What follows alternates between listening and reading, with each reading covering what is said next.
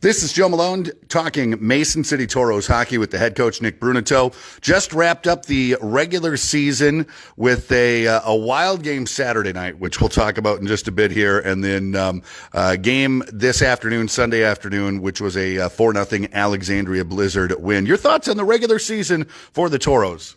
Well, I thought it was obviously a good regular season.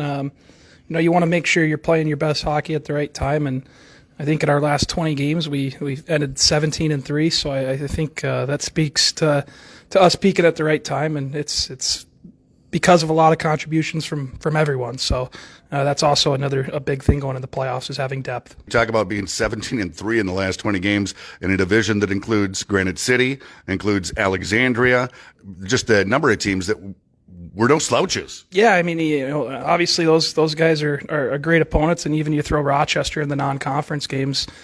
So that's why everybody wants to play in this division. It's thought of, and usually the champ comes from this division more often than not, and there's a lot of parity. So there's no easy night.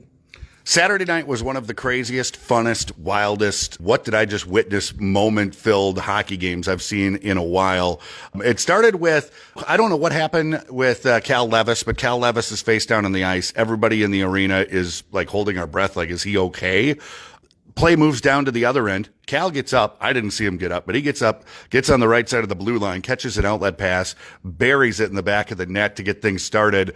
Your thoughts on how that got things going for the Toros? Yeah, it was obviously a huge to get the first one, but you're right. There was a lot of chaos, and that whole sequence had just about everything in it. A couple hits, a couple guys going down, and then they had a breakaway one way, we had a breakaway the other way. So definitely exciting for the fans. Yeah, it's like, blow the whistle, blow the whistle. Wait, no, don't blow the whistle. Cal's okay.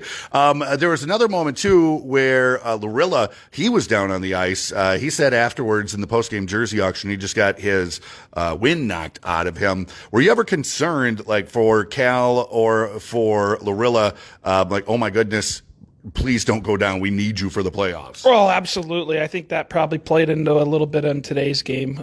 We rested some bodies up for some guys that normally play big minutes, but obviously Saturday we wanted to keep the momentum rolling, so we went with all of our guys who normally play those minutes. They played them, and then today's game not going to affect the standings, not going to affect much.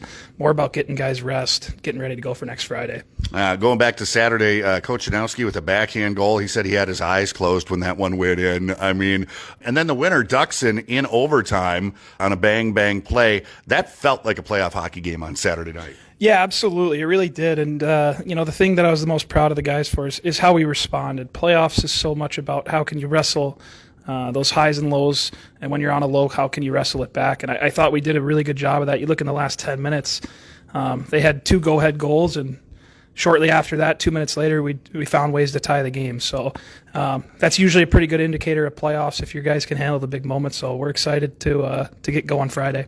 Once playoffs start, it is a hockey game. It is 60 minutes. The rules stay the same, but how do you prepare guys that have never been in the playoffs in the NA3HL for what they're about to experience where, I mean, you got to be good because it's best out of 3. There is not a lot of margin for error. No, you're exactly right. The margins are tighter, and luckily for us, we have a good group of veterans.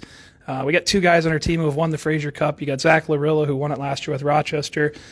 Carter Newpower won it with the Bulls 2 years ago. So Logan Schwartzoff, another 3 guys. So having those guys to be able to, lead the locker room, understand those moments, been there, done that, I think that'll also be critical for our push moving forward. Can I put you on the spot and make it a prediction out of you? Is it going to be a sweep? Is it going to be a 2-1 Toros? What are we expecting? Oh, I'm not letting you put anything on their bulletin. Okay, all right. I got to ask the questions. Absolutely. Yeah. Nick Bruneteau, head coach of the Mason City Toros. Thank you. Thanks again, Joe.